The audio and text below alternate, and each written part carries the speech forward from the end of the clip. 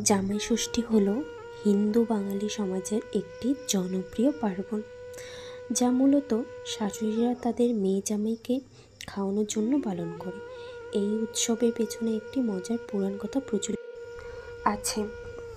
এক সময়ের কথা, এক গরিব মহিলা ছিলেন যিনি প্রতিদিন বন থেকে কাঠ কেটে এনে বিক্রি করতেন। তার একটি মেয়ে ছিল। মহিলাটি খুবই দরিদ্র ছিলেন, তাই মাঝে মাঝে বাজার থেকে জিনিস না কিনে দোকানদারের অজান্তে কিছু ফলমূল বা খাবার নিয়ে আসতেন। একদিন ষষ্ঠী দেবী রূপ ধরে এসে তাকে সাবধান করলেন, চুরি করা কিন্তু পাপ। কিন্তু মহিলাটি শুনলেনই না, বরং মহিলাটি সেখান থেকে চলে গেলেন।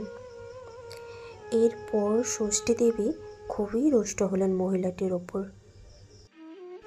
মহিলাটির মেয়ে জামাই যখন তার নিমন্ত্রণে বাড়িতে খেতে এলো, তখন হঠাৎ করেই তার জামাইয়ের পেট খারাপ হতে লাগলো। পেটে প্রচণ্ড ব্যথা।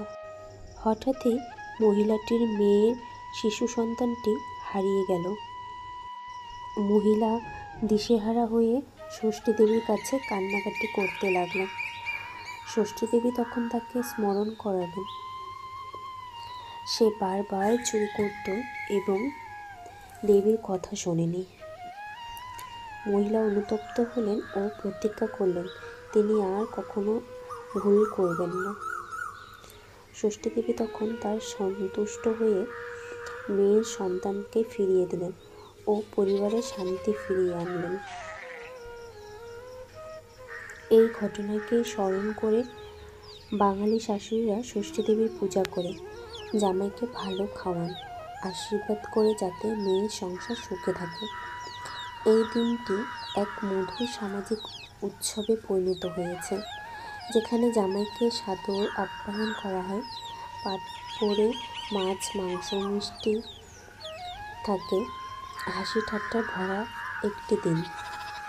এই কার্টুন ভিডিওটি আপনাদের ভালো লাগলে চ্যানেলটি সবাই সাবস্ক্রাইব করে দিন।